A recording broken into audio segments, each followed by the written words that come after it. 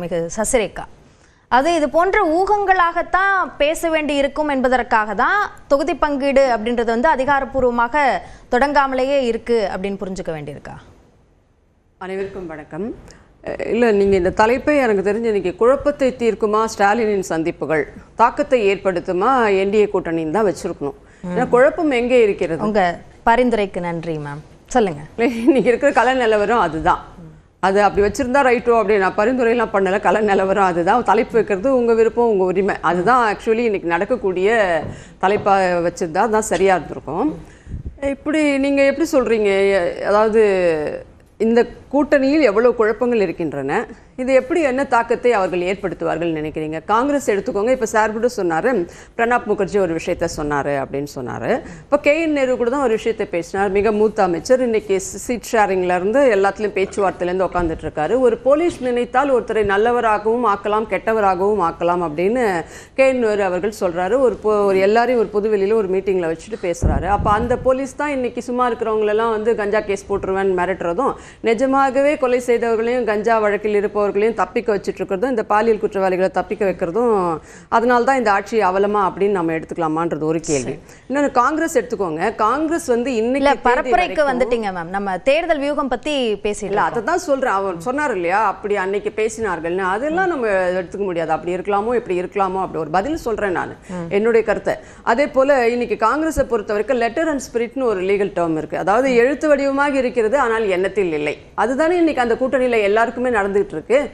இன்னைக்கு காங்கிரஸ் எடுத்துக்கோங்க. இப்ப காங்கிரஸ் கூட சொன்னாங்க, அப்ப பாசி வந்தார்ல, இப்ப அவர் போயிட்டு முதல்ல மாணிக் தாக்கூர் என்ன சொன்னார், கிரீஷ் சோடங்க 90 நாளா அலைஞ்சிட்டு இருக்காரு. எவ்வளவு எழுத்து வடிவத்திற்கே வராம ஒரு கூட்டணி இவ்வளவு நாளா நீடிச்சிட்டு இருக்கேன். இல்லையே, அப்படி எந்த பிரச்சனையும் எங்க கிட்ட கிடையாது. இன்னும் ஒரு 4 நாட்கள். இன்னைக்கு என்ன 21னா 25. இப்ப இவர் நம்ம பியூஷ் கோயல் கூட இன்னைக்கு வராரு, நாளைக்கு வராரு, நாளைக்கு வராரு. யாரும் அதிகாரப்பூர்வமா தெரிவிக்கலையே. இல்ல, அப்படி ஒண்ணு கிடையவே கிடையாது.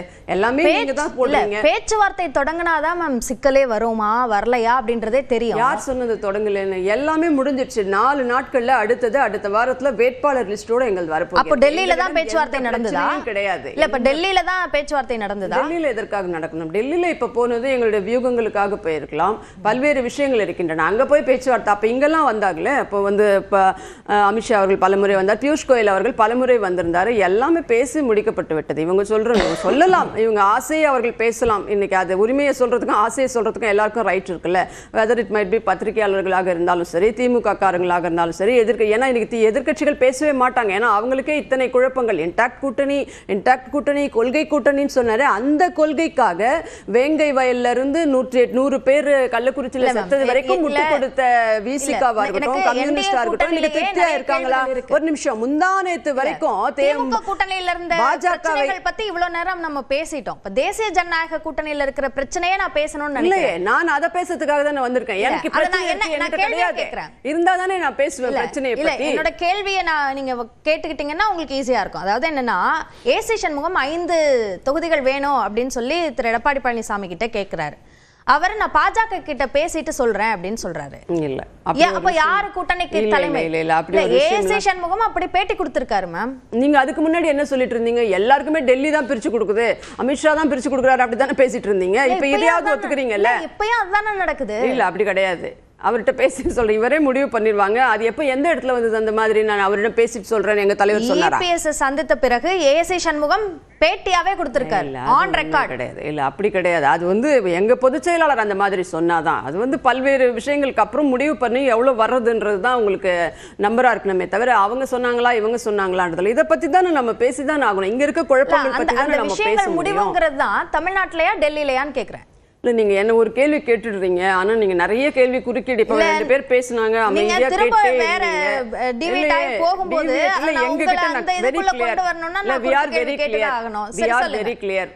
Very clear. எங்களை பொறுத்த வரைக்கும் எப்பவும் போல அதிமுக அதிகபட்ச சீட்டுகள்ல தனித்தே ஆட்சி அமைக்கிற அளவுக்கு நாங்க நிப்போம். பெரும்பான்மையும் எங்களுக்கு கிடைக்கும். அதற்கு போக தான் மிச்ச பேருக்கு அப்படின்றது தான் உண்மை.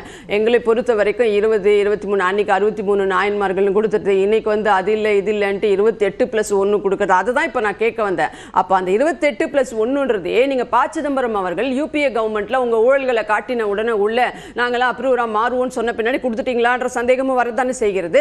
அதற்கு இதற்கு முகாந்திரம் இருக்கிறது என்றால் அதற்கு முகாந்திரம் இருக்கிறது. பாஜகவுக்கு முந்தைய தேர்தலை விட ஒரு சீட்டு கூட அதிமுக கூடுதலா கொடுக்க போறது இல்ல, அதுல உறுதியா இருக்கீங்களா? இல்ல, கிடையவே கிடையாது. நீங்க பார்க்க தானே போறீங்க, விரைவில் பார்க்க போறீங்க. இன்னைக்கு திமுக காரங்க புலகாங்கிதம் அடைஞ்சிட்டு இருந்தாங்க. 50 கொடுத்துருவாங்க, 40 கொடுத்துருவாங்க, மொத்தமா கொடுத்துருவாங்க, 120 தான் இவங்க எடுத்துப்பாங்க. இங்கே கூட சொன்னாங்க மிச்சம் எல்லாத்தையும் அவங்களுக்கு கொடுத்துருவாங்க 150. அது எப்படி கொடுத்துருவாங்க? சீட் ஷேரிங்கை பொறுத்த வரைக்கும் அது கட்சி நடத்ததும் சரி, இந்த மாதிரியான விஷயங்கள்ல அதிமுக என்னைக்கும் முதன்மையா இருக்கும். அண்ணன் பொது எடப்பாடியார் அவர்களும் இதுல சற்றும் சளைத்தவர்கள் கிடையாது. கடந்த காலத்துல நீங்க பாத்தீங்கல்ல, பிஜேபிக்கு அன்னைக்கு நீங்க 2001லயே திமுக எத்தனை கொடுத்துருக்கு, 1980லயே காங்கிரஸ்க்கு நீங்க 114 கொடுத்து நீங்க 112 நின்னவங்க. 2001ல பாத்தீங்கன்னா அவங்களுக்கு நீங்க 21 22 கொடுத்துருக்கீங்க. இன்னைக்கு 2021லயும் அதுதான் நாங்க கொடுத்துருக்கோம். அப்ப யார் சீட் ஷேரிங்ல ஒரு புத்திசாலித்தனமாகவும் அதிகார போக்கோடு செயல்படுவது யாரு? அதிமுக. என்னைக்கு அதிமுகவா தான் இருக்கு. நீங்க செட் பண்ற நரேட்டிவ்ஸ் இதெல்லாம் இப்படி கொடுத்துருவாங்களோ அப்படி கொடுத்துருவாங்களோ கூட்டணி கட்சிகள்கிட்ட நடந்துக்குதுன்னு பதிவு பண்றீங்க. இல்ல, எல்லாருமே சொல்லிட்டாங்களே. இப்ப பாருங்க, நம்ம அமமுக தலைவராக இருந்தாலும் சரி, நம்மளுடைய பாமகவாக இருந்தாலும் சரி, மற்றவர்கள் பாஜகவாக இருந்தாலும் சரி, அண்ணன் எடப்பாடியார் தலைமை தாங்குகிறார். அவர் என்ன சொல்கிறாரோ அதை நாங்கள் பெற்றுக்கொள்வோம். கூட்டணி சுமூகமாக இருக்கிறது இன்னைக்கு கூட பேசியிருக்காங்க. வேற யார் என்டாஸ் பண்ணணும்? திமுக காரங்க என்டாஸ் பண்ணுவாங்கன்னு நீங்க எதிர்பார்க்கறீங்களா? அதுக்கு வாய்ப்பு கிடையாது.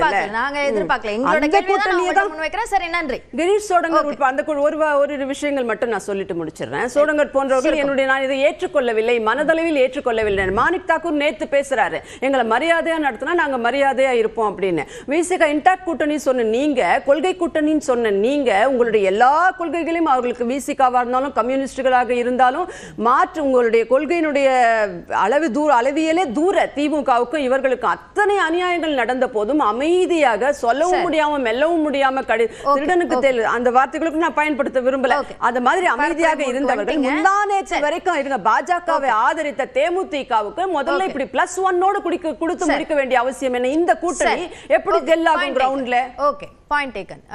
திரு ஜெகதீஸ்வரன், இப்போ 2 கூட்டணிகள்லயும் நிறைய கேள்விகளை முன்வைக்க வேண்டியிருக்கு, தீர்க்க வேண்டிய சிக்கல்கள் இருக்கு அப்படின்னும் போது களத்துல எது என்ன தாக்கத்தை ஏற்படுத்தும் அப்படின்னு நினைக்கிறீங்க? இந்த 2 கூட்டணியிலுமே இந்த மாதிரியான நெகோசியேஷன்ஸ் நடக்கும் அப்படிங்கிறது எல்லோருக்கும் தெரிந்த ஒன்றுதான். நீ 2021 இந்த காட்சியில் நம்ம பார்க்கலையா? நீங்க விசிக ஆபீஸ்ல இருந்து திருமாவளவன் அவர்கள் அறிவாலயத்துக்கு கிளம்பினார். அப்பொழுது பெரிய கலைபரம் ஆச்சு. இல்ல வேண்டாம், போக வேண்டாம், 6 சீட்டு வாங்குற நீங்க போக வேண்டாம்னு சொல்லிட்டு நீங்க எல்லா செய்தி ஊடகங்களும் நீங்க காமிச்சீங்க, போக வேண்டாம். அதுக்கு பிறகு அவர் வந்தார். இது ஒரு கொள்கை கூட்டணி, நம் சித்தாந்தத்தை எதிர்த்து நிற்கின்ற கூட்டணி, அதனால் நாங்கள் 6 இடங்களுக்கு பெற்றுக் கொள்கின்றோம். ஆனா அவருக்கு பார்த்தது என்னன்னு கேட்டீங்கன்னா, இதற்கு முன்னாடி அவங்களோட ட்ராக் ரெக்கார்டுங்கிறது, ஸ்ட்ரைக் ரேட்டுங்கிறது இது வரைக்கும் ஒரு எம்எல்ஏ அல்லது 2 எம்எல்ஏ சட்டமன்றத்துக்கு அனுப்பிச்சுட்டு இருந்திருக்கோம். அதிமுக ஆட்சியில, திமுக ஆட்சியில. இப்போ 6 நின்று நம்ம அதிகமான சீட்ஸை வெல்லணும். இப்ப 4 ஜெயிச்சாங்க, ஸ்ட்ரைக் ரேட் பெட்டரான ஸ்ட்ரைக் ரேட். இன்னைக்கு இப்ப 7, 8, 9 பேசுறாங்க, இரட்டை இலக்கத்தில் வேணும் அவர் நெகோசியேட் பண்றாங்கன்னு சொல்றாங்க.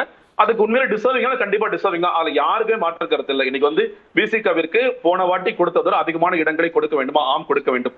வட மாவட்டங்கள்ல திமுகவுடைய ஒரு பெரிய பார்ட்னரா அவங்க இருக்கிறாங்க, நிச்சயமாக இருக்கிறாங்க. அது நாடாளுமன்றமா இருக்கலாம், சட்டமன்றம் இருக்கலாம். தொடர்ச்சியாக இந்த களத்தில் வேலை செய்கிறார்கள். விடுதலை சிறுத்தைகள் வேலை செய்கிறார்கள். திருமாவளவன் அவர்கள் ஒரு முக்கியமான தலைவர். எல்லாமே பாசிட்டிவான பாயிண்ட்ஸ் தான். அப்ப அவங்களுக்கு அதிகமா கொடுக்கணும் அப்படிங்கிறது ஒரு நியாயமான கோரிக்கை தான். அதுவும் நிறைய பேர் கம்பேரிசனுக்கு போகும்போது காங்கிரஸ்க்கு ஒரு 3 சீட்டு கூட கொடுக்கும் போது விசிக கொடுக்கறத தப்பு இல்ல, தவறு இல்லை அப்படிங்கிறதும் இருக்கு.